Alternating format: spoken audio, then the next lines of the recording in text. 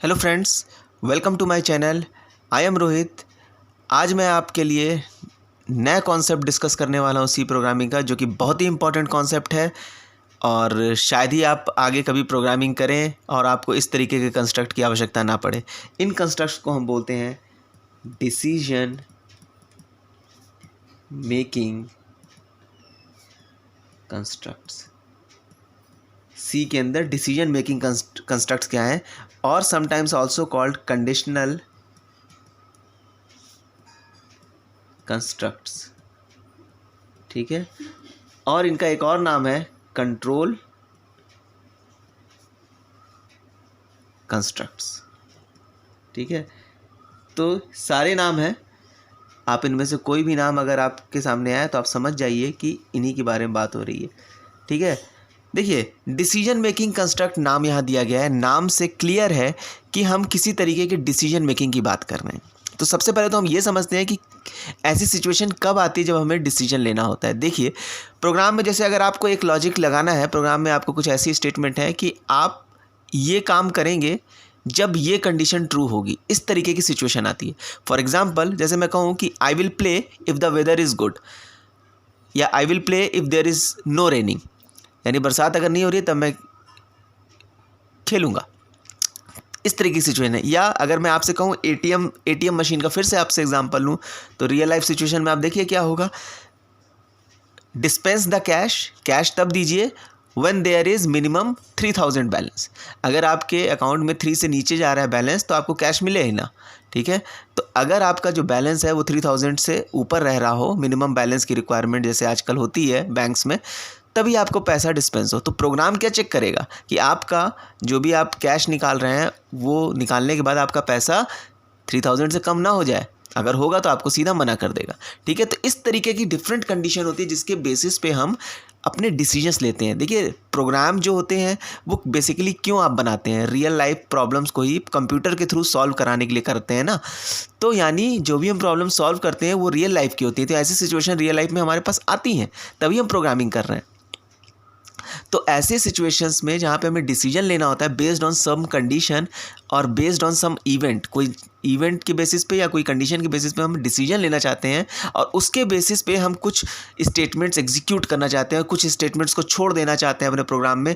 इस तरीके की सिचुएशन जब होती है तो वहाँ पे हम डिसीजन मेकिंग कंस्ट्रक्ट्स या कंडीशनल कंस्ट्रक्ट्स या कंट्रोल कंस्ट्रक्ट्स, तीनों एक ही बात है, इनका प्रयोग करते हैं।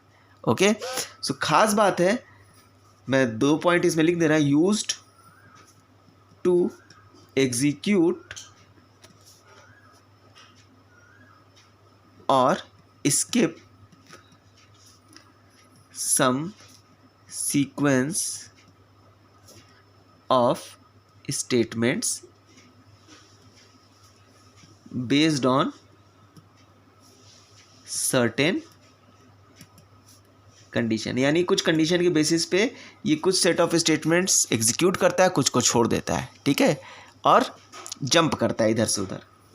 ठीक, ये statement basically break the sequential flow of the execution. यानी जो आपका प्रोग्राम एग्जीक्यूट हो रहा है लाइन बाय लाइन। देखिए जब आप प्रोग्राम लिखते हैं तो क्या होता है, मल्टीपल स्टेटमेंट्स लिखते हैं ना सीक्वेंस में। तो प्रोग्राम नॉर्मली कैसे एग्जीक्यूट होता है, पहली स्टेटमेंट एग्जीक्यूट होगी, फिर दूसरा इंस्ट्रक्शन एग्जीक्यूट होगा, तीसरा इंस्ट्रक्शन, चौथा इंस्ट्रक्शन स्टेटमेंट, पांचवा, छठा, एक एक करके एक एक लाइन स्टेटमेंट प्रोग्राम जब एग्जीक्यूट होता है तो होता है। लेकिन डिसीजन मेकिंग कंस्ट्रक्ट या कंडीशनल कंस्ट्रक्ट या कंट्रोल कंस्ट्रक्ट ऐसे होते हैं जो यूजुअली सीक्वेंशियल फ्लो को ब्रेक कर देते हैं, जंपिंग कर देते हैं। जैसे ये 2 एग्जीक्यूट हुई, फिर तीसरी डायरेक्ट ये हो जाएगी, ये 3 स्टेटमेंट एग्जीक्यूट हुई, चौथी डायरेक्ट होता है ये हो जाए। ठीक है, तो जंप क्रिएट करते हैं, बीच की स्टेटमेंट छूट जाए। इस तरीके की सिचुएशन आती है हमारा डिसीजन मेकिंग कंस्ट्रक्ट में। नाउ सी के अंदर हम देखते हैं कौन कौन से डिसीजन मेकिंग कंस्ट्रक्ट्स हैं। तो सबसे पहले हमारे पास है इफ एल्स। ठीक है, इसकी भी कई कैटेगरी है, अभी मैं बताता हूँ। दूसरा है स्विच केस। तीसरा है कंट्रोल स्टेटमेंट्स के लिए कंडीशनल ऑपरेटर्स, ठीक है। And fourth is go to level constructs, ठीक है। तो या इनको हम बोलते हैं go to statements, right. If else के अंदर भी हमारे पास कई कैटेगरी हैं। सिंपल इफ एल्स, जो कि बेसिकली इफ एल्स कंस्ट्रक्ट में आता ही है। तीसरा नेस्टेड इफ एल्स, एंड चौथा एल्स इफ लैडर, ठीक है। जिसमें ये दो आप समझ लेंगे तो ये दोनों अपने आप आपको आ जाएगा, ठीक है। स्विच केस एक अलग से कंस्ट्रक्ट है, वो हम देखेंगे।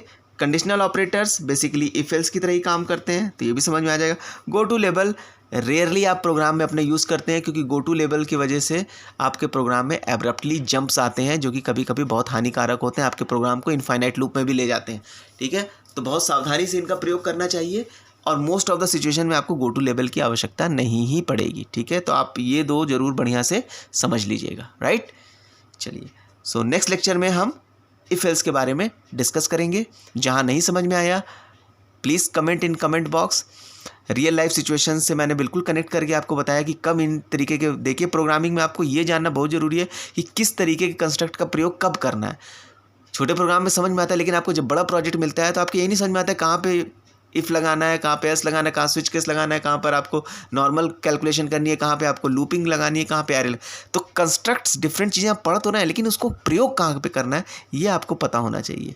तो सिचुएशन जब भी डिसीजन मेकिंग टाइप की हो, जहाँ पे आपको डिसीजन लेना हो, मल्टीपल पाथ्स अवेलेबल हैं, उसमें से किस पाथ पर जाएं, और वो किसी डिसीजन, किसी पॉइंट पे, किसी चौराहे पे खड़े होकर आपको ये डिसीजन लेना है। जैसे आप कहें कि मेरे पास दो रास्ते हैं, तो मैं किस रास्ते से जाऊं। इस पॉइंट पे आप खड़े हैं और आप चाहते हैं कि किसी पर्टिकुलर लोकेशन पे पहुंचने के लिए तो मैं ये रास्ता फॉलो करूं या ये रास्ता फॉलो करूं, ठीक है। तो आप बहुत सारे डिसीजन यहाँ पे लेते हैं। आप देखेंगे कि कौन सा रास्ता छोटा है।